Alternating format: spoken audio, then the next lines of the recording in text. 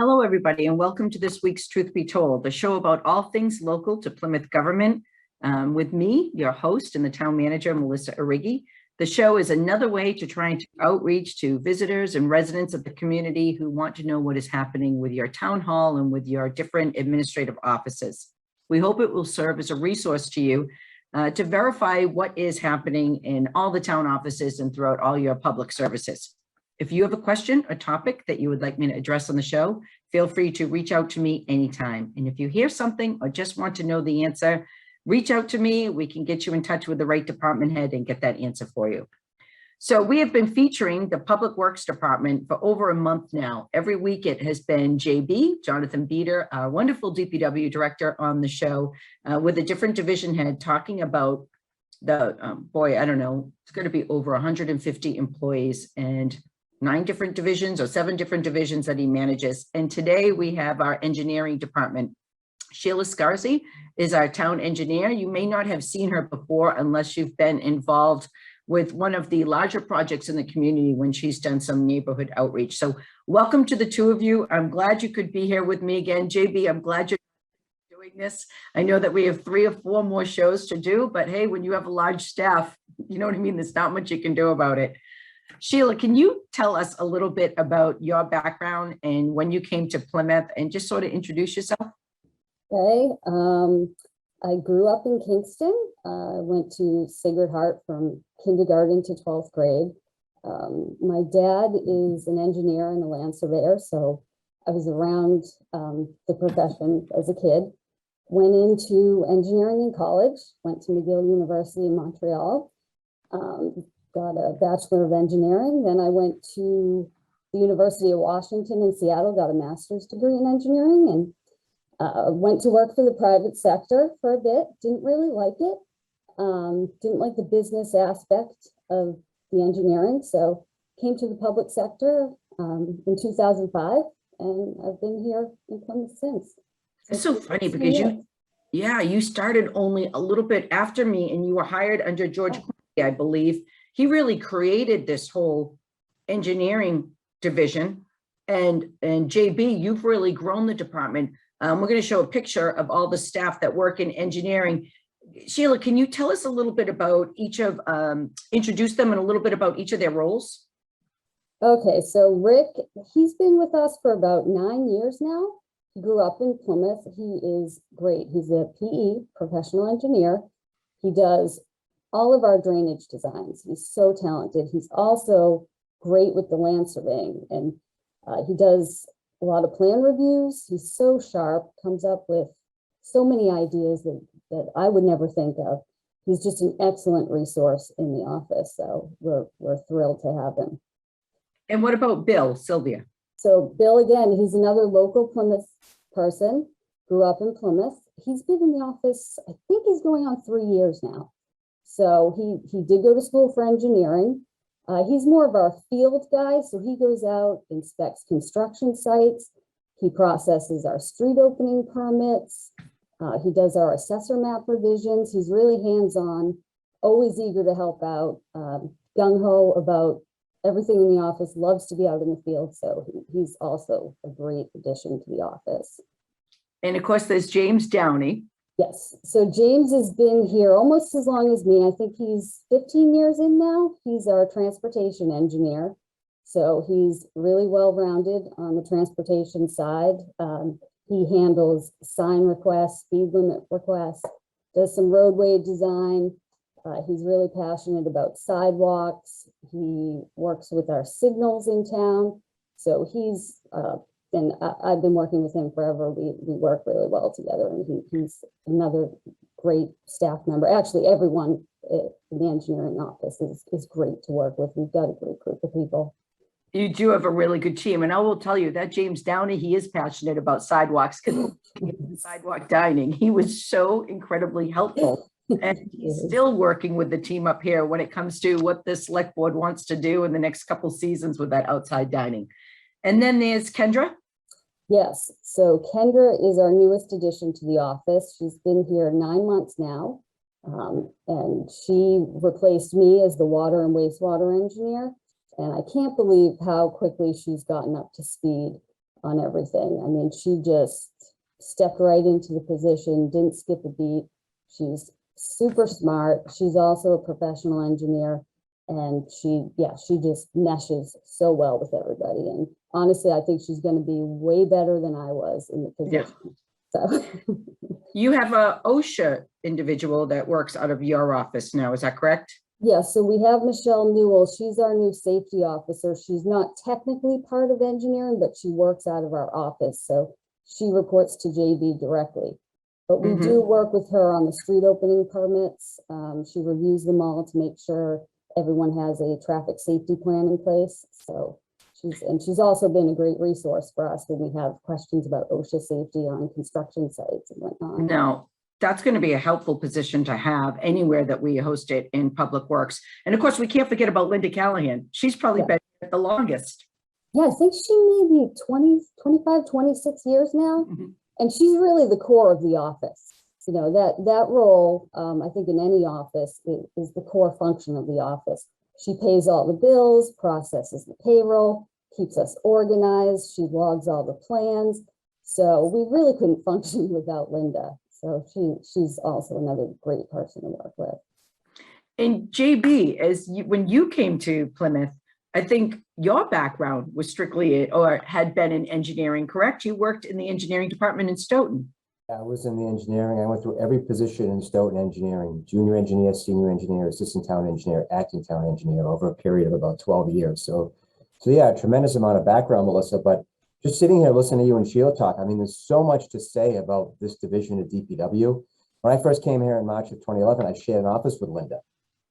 And, you know, I've worked so closely with Sheila over the years. And as she mentioned, you know, there's so many great things we can say about their staff and what they do.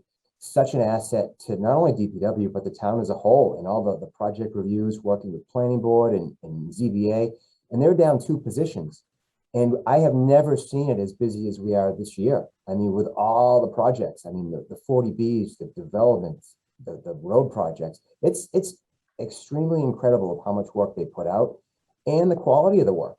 It truly is remarkable. And again, all the staff is great, and just the day-to-day things that go in and out of that office, it's such a pleasure to see, you know, the customer service, the interaction with the residents. Even look at Brook Road, what's going on. I mean, it's a lot of work, and I'm very pleased. Sheila and I are both very pleased and excited of how these projects work out. So in the simplest form to explain to the residents, why have an engineering department? And I think that I'm going to put it in sort of layman's terms, and then you can feel free to correct me. It doesn't bother me, but we have so many private projects that happen in the town, from a 40B affordable housing residential development to a large commercial development that may be going on, to even smaller housing projects. And Sheila, your office will help with the planning board to review those plans, make recommendations of what should happen so that we make sure that the project is the safest and the best possible once it's been built for the people that are going to reside or work there. But in addition to that, by having our own engineering department, all our own projects. So whether that is the now famous Brook Road Bridge, or whether it is looking at a Water Street Promenade project, or looking at some of the improvements that we've done under JB's guidance in the different intersections throughout the community. By having our own engineering department, you do all that review and you actually draw up all those plans. Yeah, so we do draw some plans, the easier, or not the easier, but the simpler ones that we can handle ourselves. So we'll do some drainage designs, some roadway designs, sidewalks, water mains, sewer mains. The larger projects we do contract out to engineering consultants, but we administrate that in the office and also review those plans. So that's a lot of work. Just the plan reviews that come in from inspectional services, CBA planning, that's practically a full-time job in and of itself, reviewing those plans, because we've got some, as you know, large developments in town, very big plan sets to review, and we do comprehensive reviews of these projects. I think this year we're up to 66 plan reviews right now. So there's been a lot going on amidst the COVID pandemic. Things really haven't slowed down. So the plan reviews are just one small aspect of what we do here. We issue all the street opening permits in town. We issue utility contractors licenses in conjunction with that. We do the assessor map revisions. We do survey work. We support other divisions and departments on the surveying side and the public when they have requests for right-of-way markouts. And we have our own projects too. So yeah, we've got the Brook Road Bridge. We have signal improvements at Court and Cherry Street right now.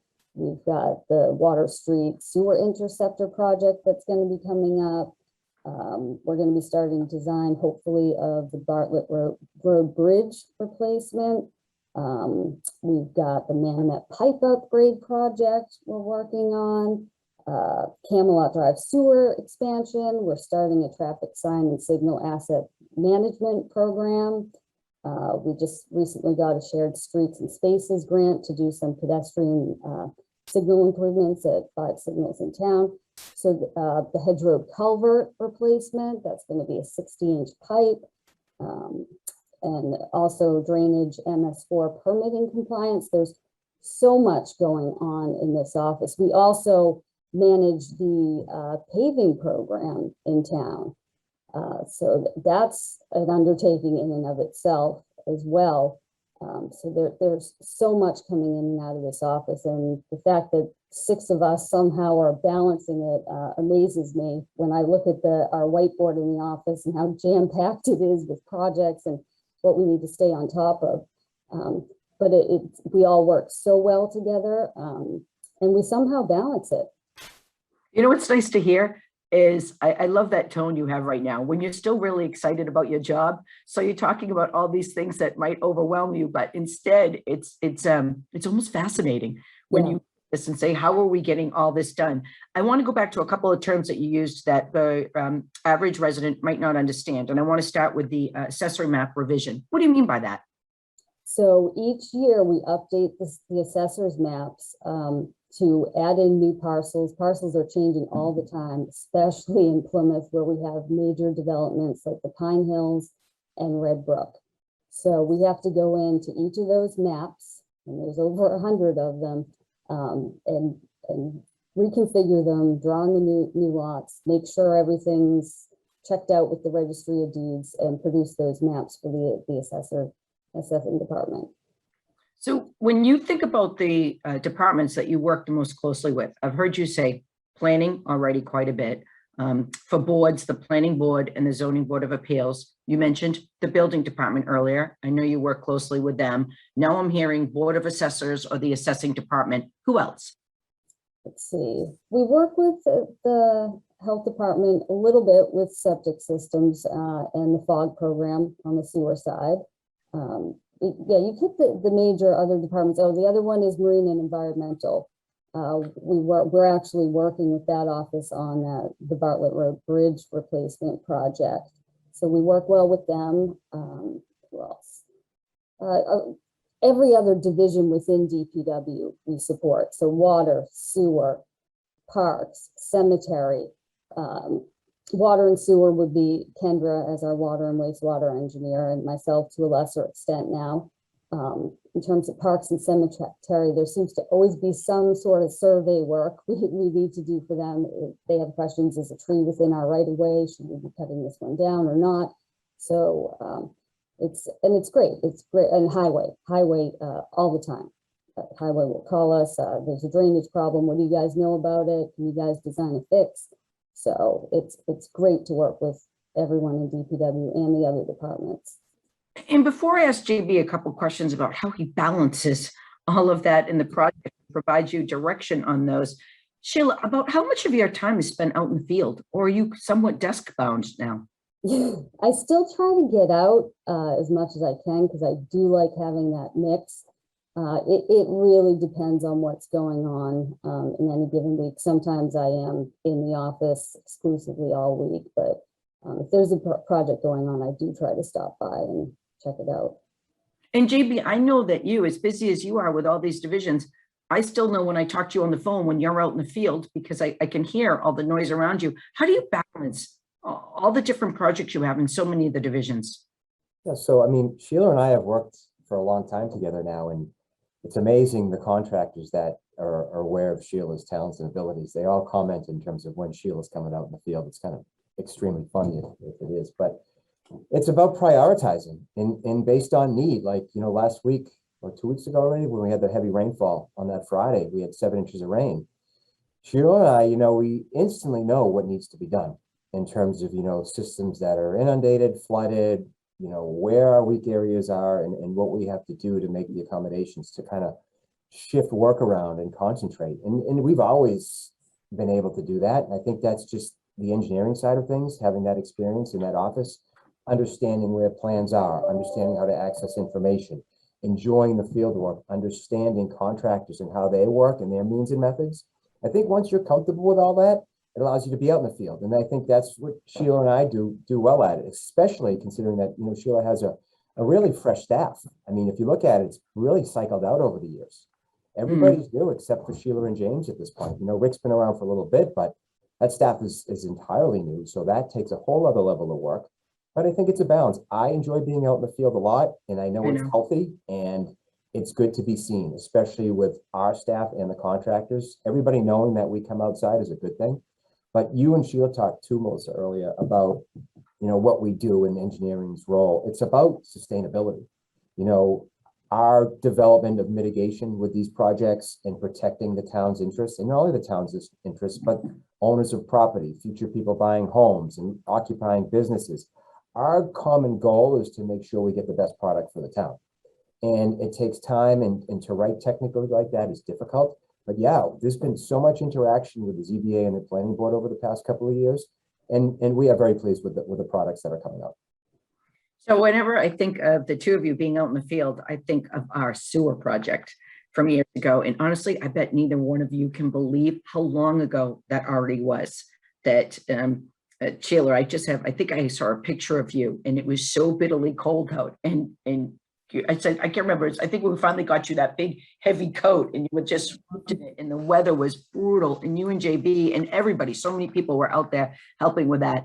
Have the two of you ever thought, and JB, maybe you did this once already, have you thought about presenting that whole project to a conference, or maybe even in one of your alma maters? Because what a learning experience that was for everybody. And what I'm talking about is the massive sewer breaks that we had, multiple in a matter of weeks. Yeah, so for anybody that doesn't know, Plymouth probably experienced the largest sewer force main break in New England, and that was back in 2015.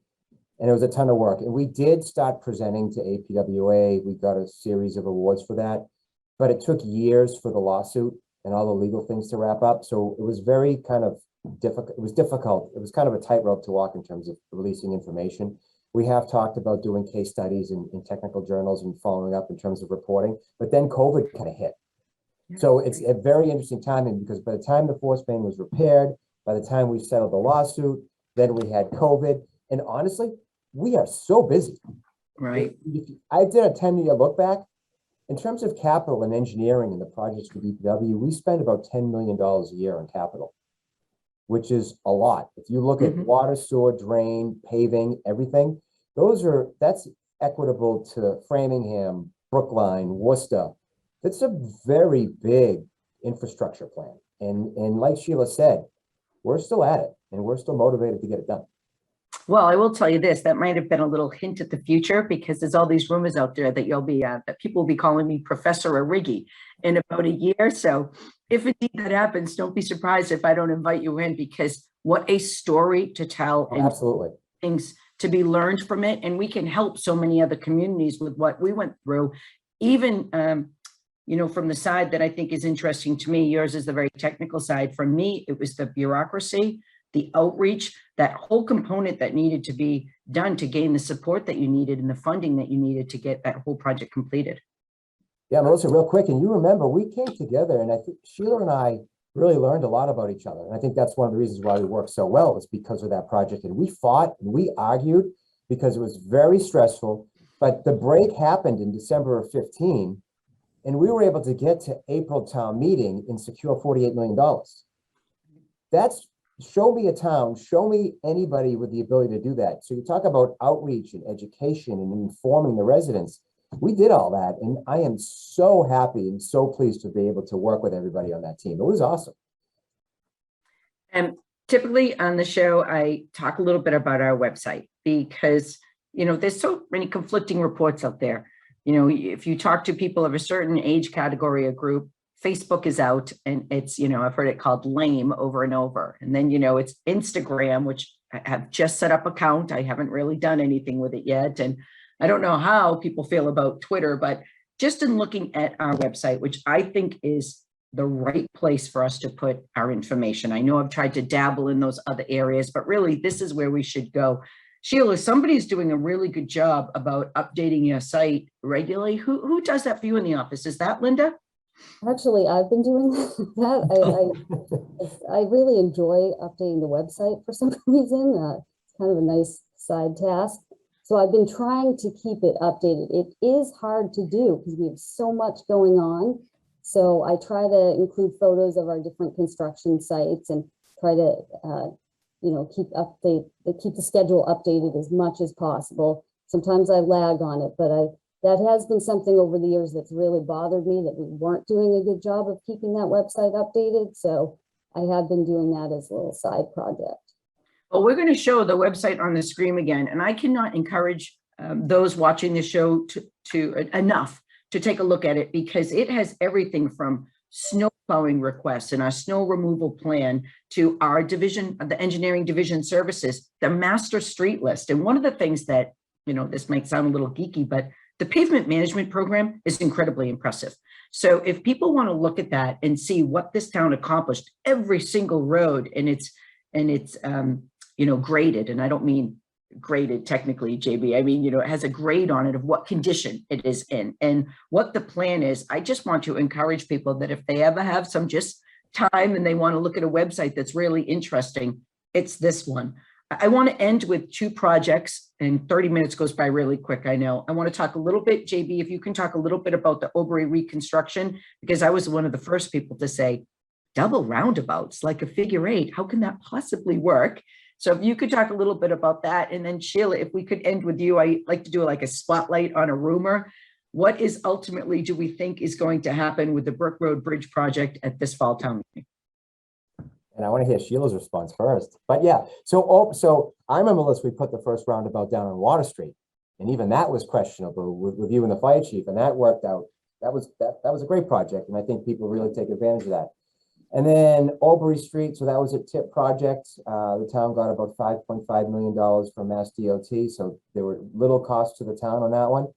And that project is all about pedestrian and motor vehicle safety. And, especially with the hospital, the registry, the nursing home, and Plymouth North, we've seen some great functionality on that roadway since the reconstruction. Again, as Melissa mentioned, there's two roundabouts. There's one at Plymouth North, and then there's one at the registry building. And the landscaping, the new sidewalks, the relocation of the telephone poles, the new drainage, everything, it's come out really well. And again, we thanks town meeting, because I remember it was really rough going to town meeting through that process. But I think in the end, people realized the benefit, and I hope they even realize the benefit today after they drive it. So yeah, it was a great project. Good.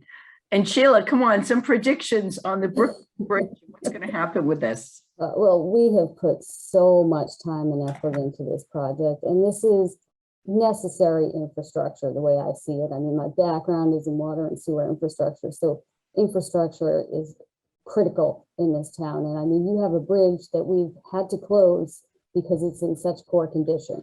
So I see this as a necessary project. I know the neighbors are very emotional about it. We're trying to work with them the best we can. I think we've come up with a pretty good compromise on both sides. And I think people are coming around. So I'm cautiously optimistic that it will pass. Well, that's great. Well, thank you to both of you. I love doing this show, and it's fun to have all the different divisions on and let the residents learn a little bit about what it is that each of these town employees do. So thank you. That is all the time we have for today. Thanks for tuning in. The show is taped weekly, and I hope you tune in to us again next week. Take care, everybody. Have a great week.